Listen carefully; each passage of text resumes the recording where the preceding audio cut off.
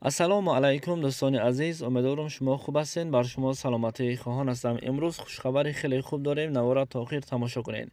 Имрӯз сешанбе 18 феврал $100 баробар ба 1086 сомонӣ ва инчунин 100 евро баробар ба 1192 сомону 50 дирам.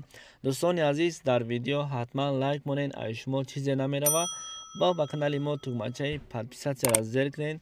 раҳмат барои дастгирӣ. Худованд ай шумо розӣ бошад.